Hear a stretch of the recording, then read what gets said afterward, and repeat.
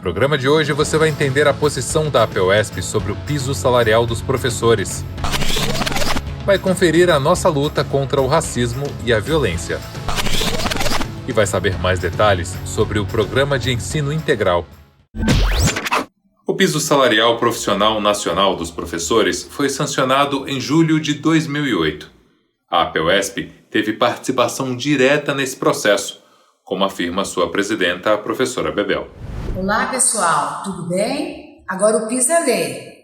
Bolsonaro não pode mais dizer que vai mandar para o Congresso Nacional, que vai derrubar os 33,23%, porque, enfim, ele próprio foi obrigado a reconhecer que ele não é direito dele, porque é política de Estado, né? Isso foi uma luta de um deputado constituinte, Ernesto Milhão Neto, foi presidente da APEUESP, do Partido dos Trabalhadores, que conseguiu inscrever na Constituição, e o governo Lula, o presidente Lula, em 2008, instituiu o piso salarial profissional nacional, conforme estava na Constituição Federal.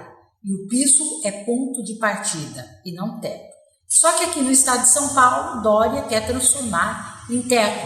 Então, esses 33%, quem ganhar abaixo de 33%, ele dá uma gratificação para não estender para os aposentados e, ao mesmo tempo, fazer aí uma política de ajuste, mais ajuste fiscal e arrojo sobre os aposentados, além de cobrar e saquear, né, os salários dos aposentados. Nós temos que fazer essa luta. Nós temos que fazer uma luta para que o piso passe a ser implantado nos nossos salários. Nós já temos 10,15%, mas a APEUESP já aprovou que vai lutar pelos 33,23% no salário e que nós não queremos essa carreira que é por adesão.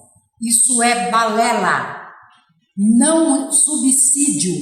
Quem recebe são deputados, vereadores, prefeitos, cargos eletivos, aqueles que são eleitos, não profissionais da educação, que tem uma vida toda, que, enfim, servidor público que corre uma vida toda para poder, tem que ter carreira, e carreira é a forma de valorizar.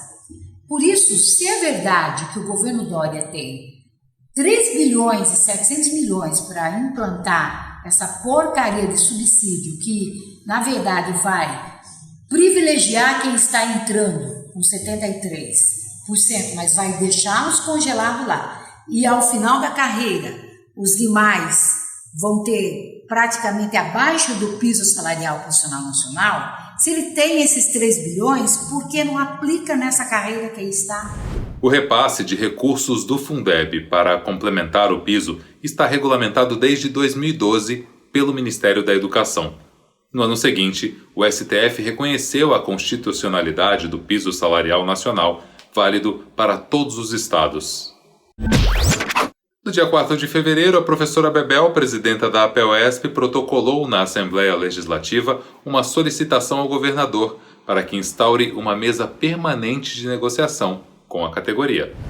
A deputada argumenta que o diálogo com os sindicatos e associações dos trabalhadores em educação no estado de São Paulo é condição necessária para uma agenda produtiva de trabalho e encaminhamento das demandas do setor. O brutal assassinato do imigrante congolês Moise Kabagambi motivou protestos em todo o país. Em São Paulo, centenas de manifestantes se reuniram na Avenida Paulista sob o vão do MASP. Justiça! Obrigado, Brasil! A APEUESP tem denunciado e combatido de todas as formas o preconceito e a violência contra a juventude negra em nosso país. A APEUESP é um sindicato que há muito já implementa uma ação antirracista a partir da defesa de um currículo representativo, por exemplo, dando curso de formação para os professores. A luta antirracista é dialética. ela começa e termina na escola, né? É um processo dialético isso. Por quê? Porque a luta antirracista, ela tem que ter como embrião uma educação antirracista, né? Um currículo antirracista.